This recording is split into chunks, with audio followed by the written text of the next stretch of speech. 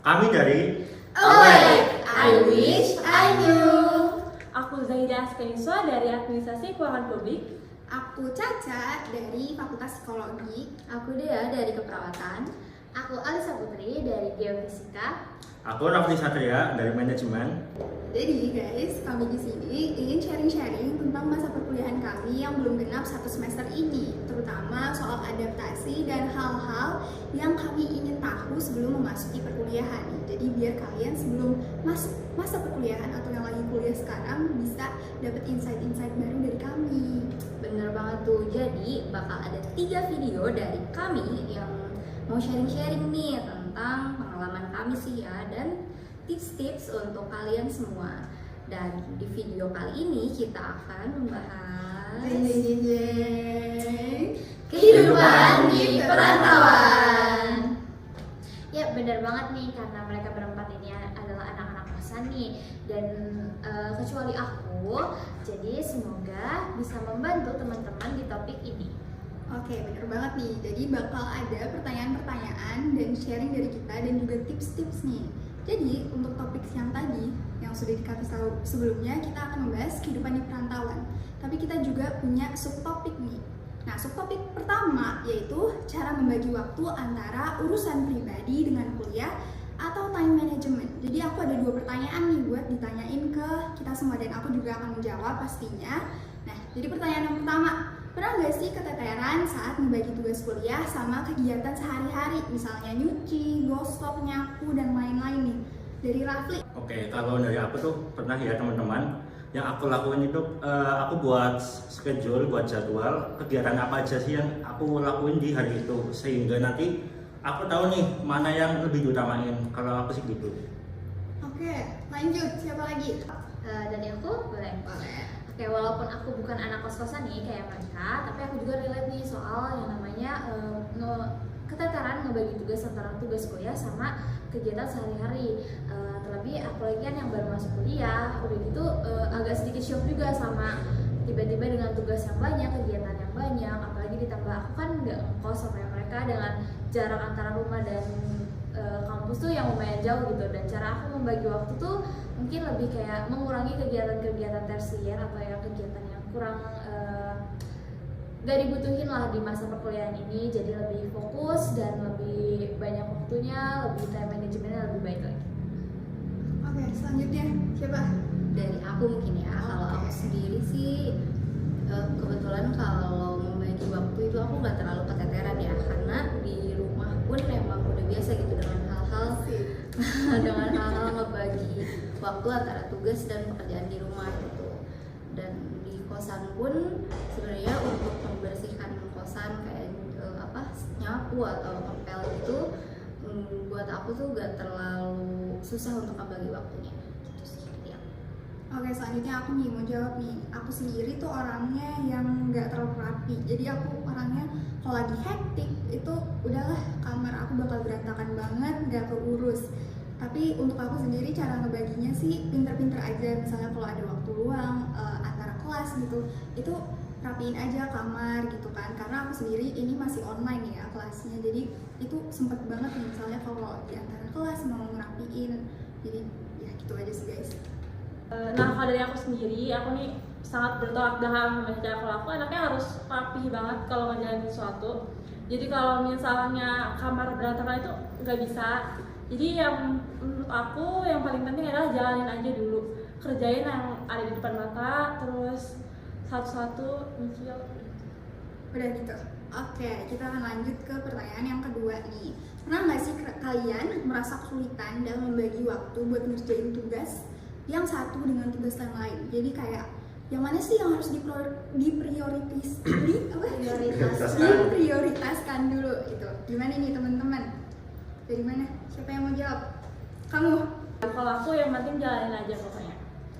Oke, kalau dari aku pribadi sih merasa masih manageable, masih bisa ngebedain yang mana yang duluan, yang mana yang nanti bisa dikerjain. Jadi aku sih masih oke-oke aja dalam hal ini gitu. Oke, kalau aku mungkin ya Kesulitan sih enggak, cuman sebenarnya kesulitan untuk aku sendiri itu bukan di waktunya tapi di moodnya gitu. Jadi walaupun misalnya aku udah memanage ini, aku mau ngerjain tugas ini, tapi di saat aku kayak nggak mood nih, ya udah aku bakal ngebiarin tugas itu gitu. Dan itu tidak untuk ditiru ya guys. Jangan ya. Itu sih kalau aku. Lanjut dari aku, kalau misalkan kesulitan membagi waktu emang cukup sulit ya, apalagi sekarang kita masih dalam masa ospek atau apa? Aku Enggak masih. masih ada ospek kan ya. Nah nih, jadi agak sulit nih bagi waktu sama kegiatan-kegiatan tugas-tugas perkuliahan sama kegiatan-kegiatan ospek. Pernah sempat keteteran sampai yang ngerjain tugas itu baru hamil 1 jam deadline gitu.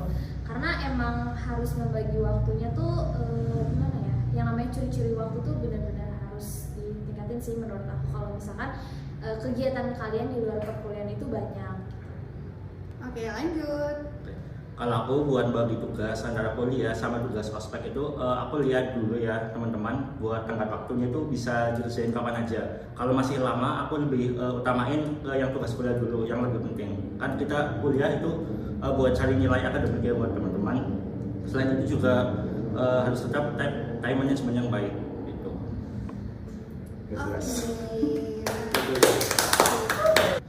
Nah, selesai sudah pertanyaan-pertanyaan kita dan sharing-sharing kita. Nah, sekarang ada tips nih dari Dea sama Alisa nih tentang time management. Ayo. Oke, jadi untuk dari aku dulu ya, untuk tips yang pernah aku dapat nih soal perkuliahan itu, katanya kita bisa bagi 4 nih tentang kegiatan kita, entah itu kegiatan apapun dan tugas, kita bisa bagi jadi 4 nih. Yang pertama itu penting dan mendesak, yang kedua itu penting tapi gak mendesak, terus yang ketiga itu gak penting tapi mendesak, terus yang keempat itu gak penting dan gak mendesak. Nah, kita sendiri harus pintar-pintar nih masukin kemana aja nih, apakah masuknya penting dan mendesak atau misalkan ini tuh sebenarnya kurang penting tapi mendesak banget nih gitu. Jadi kita harus pintar-pintar di situ guys. Kalau dari aku sih sebenarnya ini udah cukup lama dijalanin juga. Yang pertama tuh kalau kalian sulit membagi waktu, mungkin ada salah satu caranya pakai timetable atau table planning gitu, yang tabel waktu. Misalkan dalam 1 hari kalian tulis jamnya kalian mau ngelakuin apa aja, atau nggak dalam di table itu kalian tulis jadi jam berapa ada kegiatan apa supaya kalian gak lupa, dan kalian juga bisa memanage waktu kalian untuk kegiatan-kegiatan lainnya gitu, seperti ngerjain tugas atau ada acara-acara apapun juga, ataupun kalian bisa bikin jurnal ini biar kalian lebih ingat lagi sama apa yang akan kalian lakuin. Dan kalender, kalau kalender biasanya kan lebih ada tanggal ya, di pertanggal, jadi di tanggal juga kalian bisa nyentuhin tuh, biasanya ada sekarang ada tanggal plus ada keterangan notesnya gitu kan, itu bisa kalian tulis tuh di tanggal sekian ada kegiatan apa, atau di tanggal sekian ada deadline apa, tugas apa gitu sih, biar nggak lupa. Iya nih, aku setuju banget sama tips dari mereka berdua. Dan aku mau nambahin sedikit. Jadi untuk aku tadi di bagian Alisa udah jelasin tentang memakai timetable, jurnal, dan kalender. Aku sangat merekomendasikan kalian untuk pakai Google Calendar karena itu kalian bisa login dengan beberapa device. Jadi misalnya kalau lagi pakai laptop bisa langsung lihat, kalau lagi pakai HP bisa langsung lihat, dan juga kalian harus ada nih yang bentuknya fisik kayak kalender yang ditempel gitu atau schedule board. Jadi kalian bisa lihat langsung dan nggak harus buka HP dulu untuk melihat kalau hari ini ada apa nih. Jadi kalian tuh makin kayak langsung ngeliat nih, bangun-bangun kayak tuh gitu kan. Gitu aja sih kalau dari aku. Oh ya, ada juga nih, ada reminder. Biasanya kalau di HP tuh biasanya ada reminder juga kan, alarm, bukan alarm, reminder ya, reminder misalnya di tanggal segini ada tugas atau kegiatan apa, itu juga bisa ngebantu kalian banget. Oke, udah selesai guys. Oke, jadi sekarang kita masuk nih dengan topik mengatasi homesick. Nah, di sini aku juga ada 2 pertanyaan nih buat mereka ini. Nah, untuk pertanyaan pertama, pernah gak sih kalian tuh ngerasain homesick? Mungkin boleh dari siapa? Oh ya, aku bisa. Kalau untuk aku sendiri homesick itu ada banget, itu lama lumayan nangis, sendirian, sepi. Terus jajan juga sendirian ya sih, nyari makan segala macam. Dan itu sepi banget karena dulu aku kalau keluarga aku tuh rame banget, jadi agak Kangen ya? kangen banget. Coba kamu. Oke, aku nih. Jadi aku pastinya pernah, karena aku juga kayak sama kayak Niswa, aku lumayan rame gitu di rumah. Jadi bisa dibilang lumayan sering kangen rumah, kangen kamar, kangen makanan, kangen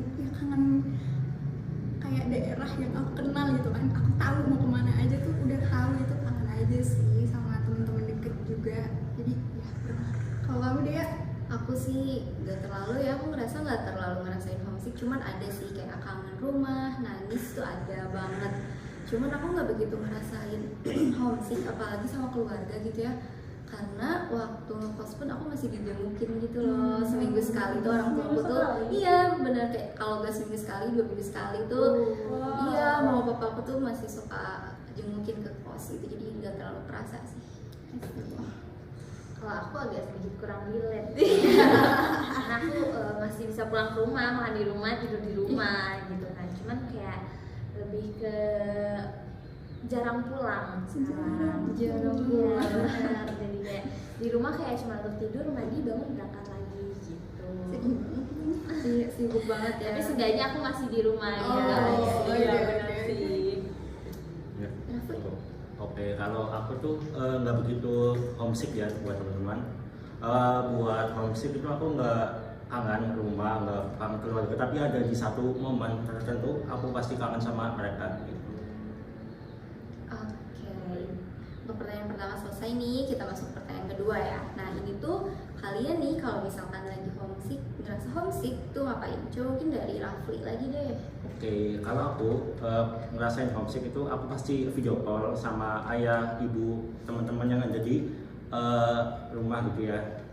Habis itu aku bawa nih barang dari rumah ke kampus, jadi aku nggak kangen lah sama mereka gitu. Oke, kalau aku sih sebenarnya aku juga sekarang merasa nih agak sedikit homesicknya kalau gini. Kalau aku kan jadi sekarang jarang di rumah, aku kayak pulang malam, berangkat pagi gitu kan.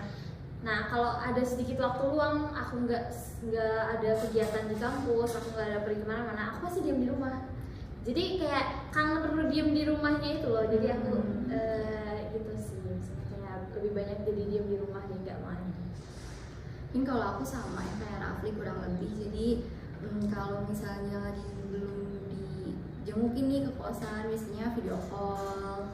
Terus nggak harus seminggu sekali sih, kadang sering juga intensitas untuk video call, telepon gitu sih kalau aku.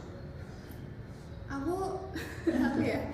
Oke, kalau aku homesick biasanya nangis sih. Ya, Nangis seperti itu. Semuanya juga nangis kalian. Iya, pokoknya apa ya, diterima aja perasaannya kalau kalian lagi homesick ya emang kangen ya udah gitu kan. Terus juga ya udah lama-lama juga bakalan hilang. Terus aku juga sama kayak Raffi kayak Dea, aku fit callan gitu kan sama keluarga, sama teman-teman gitu. Kalau untuk dari aku juga nangis terus sih yang pasti. Bener-bener literally nangis seharian. Tapi kalau misalnya emang bener-bener kangen banget, biasanya nelfon teman atau nelfon keluarga. Gitu.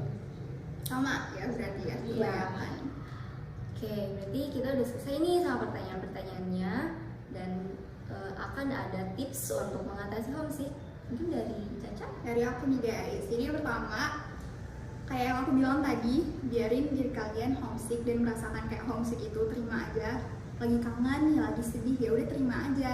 Terus yang kedua, untuk ngilangin itu biasanya keluar gitu kan, keluar dari kos. Karena gimana ya, kos kita itu kan cuma kamar ya, jadi ruangan kita untuk gerak-gerak itu kan beneran cuma di situ doang gitu. Jadi aku saranin kalian misalnya kalau lagi cari makan itu jangan dibawa pulang makannya, makan di luar aja gitu kan. Atau kalau misalnya kelasnya online pun coba deh ikut kelas sama teman di kos teman ataupun di kampus. Dan yang terakhir dari aku, bawa sesuatu yang ngingetin kalian tentang rumah nih, atau yang apa ya, yang bikin kalian nyaman lah di kos. Kalau aku sendiri nih dibawain rendang dan ayam sama mama aku. Mantap banget ya. Tinggal panasin guys. Terus ada lagi nggak nih dari Rafli? Dari Rafli mungkin apa? oke, kalau dari aku sih mungkin lebih ke jauhin aja sosial media kalian. Kalian itu kan distraksi banget itu buat sosial medianya. Kalau kalian lagi homesick, pastiin kalian matiin semua sosial media kalian. Mungkin itu aja sih kalau aku.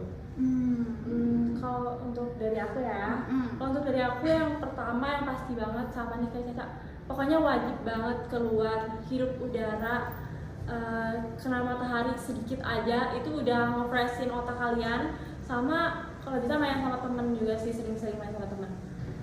Oke, sekarang kita masuk ke subtopik yang ketiga, yaitu cara bersosialisasi dengan sesama penghuni kos nih buat kalian berempat. Kita ada beberapa pertanyaan. Yang pertama, kalian kenal gak sih sama tetangga kosan kalian? Dari Rafli dulu. Pastinya kenal dong. Asik. Kenal. Udah kan? Udah gitu Iya, aja. gitu aja. kan? Kalau aku sendiri jujur enggak. Aku sendiri enggak. Introvert ya? Aku ya? Aku juga enggak. Tapi aku tuh kos sama 2 teman SMP aku sama ada teman aku satu sefakultas. Jadi masih Iya masih ya. kenal Ada, ada. Iya, ada sih aku gitu. Kalau untuk aku sendiri, aku harus banget kenal sama orang, tapi cuma 2 pintu sih sebenarnya. 2 pintu Dua kamar. Kanan kiri, Kamar. kanan kiri Tidak doang apa-apa. ya. Oke, pertanyaan kedua nih, apa sih yang bikin susah berteman sama teman-teman kosan kalian? Kalau dari Kalau aku ya, kalau untuk kos itu sendiri kan sebenarnya tempat untuk istirahat ya, ngelakuin kegiatannya di luar. Jadi mungkin emang terbatas nggak apa sih kalau punya temen tuh di kosan. Udah. gitu. Oke, kalau dari aku sendiri sama kayak Niswa, karena apa ya, kosan itu kan tempat istirahat nih. Jadi kebanyakan orang beraktivitasnya di luar, terus kebanyakan juga di kamar. Jadi jarang banget papasan sama teman-teman di kos. Jadi seringnya ya di kamar aja sih gitu. Aku sama sih karena aku juga kebetulan orangnya susahnya kalau nggak diajak ngomong duluan gitu. Jadi tapi kalau misalnya ketemu sih masih senyum-senyum gitu. Tapi untuk kenalan kayak hai kenalin aku deh ya, aku enggak sih, aku nggak bisa. introvert ya kalian. Jadi anak kosan malah jadi introvert. Udah, lanjut ke Enggak. Masih aku ya. Oke. Buat aku tuh pastiin dulu kalian tuh nggak canggung ya teman-teman sama teman satu kosan kalian. Kalau kalian diajak ngobrol ya udah ikutin aja gitu. Buat awal-awal sih itu emang susah, tapi kedepannya sih pasti bisa lah gitu. Asik. orang lebih ke SKSD. SKSD ya, itu jangan lupa gitu. Iya, nah kalau kalian kan di kosan pasti ada tetangga kosan, ada juga nih yang punya kosan atau ibu bapak kosnya gitu kan. Kalau kalian hubungan sama bapak sama ibu kosnya tuh gimana? Apa Dari aku nih? Kalau untuk aku ibu kos aku tuh baik banget, jadi hubungannya tuh baik banget. Aku tuh sering beli makan di ibu kos, terus selalu di ibu kos ngobrol-ngobrol. Ya biasa aman sih jadinya. Iya. Aku juga aman sih, alhamdulillah dapat bapak kos yang baik, Baik. gitu. Ada tadi di bawah kita lihat ya. Aku kayak kalau aku sendiri untuk ada sih ibu kosnya tuh kan ada ibu kosnya, terus di kosku juga ada kayak suami istri yang menjaganya gitu, dan baik sih, kayak ibunya juga baik banget. Kayak kalau misalkan pesan paket tuh kita dianterin sampai kamar guys. Wow. Sama ibunya gitu. Oke, kalau hubungan, kalau aku sih lebih ke bapak kos ya buat teman-teman. Bapak kos aku tuh ya biasa lah, nggak baik, nggak deket banget, nggak juga jauh gitu, tetap biasa aja. Oke, segitu aja nih pertanyaannya tentang bersosialisasi dengan sesama penghuni kos. Nah, ada beberapa tips and trick nih yang bakal disampaikan sama Rafli dan Niswa mengenai bersosialisasi dengan sesama penghuni kos. Boleh deh dari Rafli gimana? Oke, buat tips dari aku itu kalian jangan sungkan ya guys, buat nyapa teman kosan kalian dulu. Entah itu kalian malu atau gimana, tetap sapa aja. Yang penting SKSD aja intinya. Selain itu kalau ada teman kalian yang lagi main, kalian juga join aja nggak apa-apa. Yang penting kalian jangan malu intinya. Itu sih kalau aku. Kalau dari aku jangan lupa untuk sering-sering nih cari makan sama-sama. Terus jangan lupa kalau misalnya kalian dari kampung, kalian kasih oleh-oleh. Terus pokoknya saling sharing aja, sama jangan lupa nih ngajakin kemana-mana bareng, hangout atau kuliah bareng. Nebeng. Nebeng. Oke, sekian aja dari tips and trick dari topik bersosialisasi bersama teman kosnya. Oke, terakhir banget nih, kita ada tips dan trik keseluruhan tentang gimana sih ngekos, tips dan triknya dan lain-lainnya gitu dari kita semua nih. Oke, pertama dari siapa? Dari aku deh, yang sebenarnya nggak ngekos, cuman aku mendengar banyak cerita dari teman-teman dari kalian juga yang ngekos gitu kan. kan. Nah kalau menurut aku biar kalian gak susah kemana-mana juga, kalian cari deh kosan yang dekat sama banyak tempat makan atau dekat sama Alfamart, Indomart, itu kan tuh memudahkan kalian banget untuk pergi kemana-mana gitu atau mencari makan dan lain sebagainya.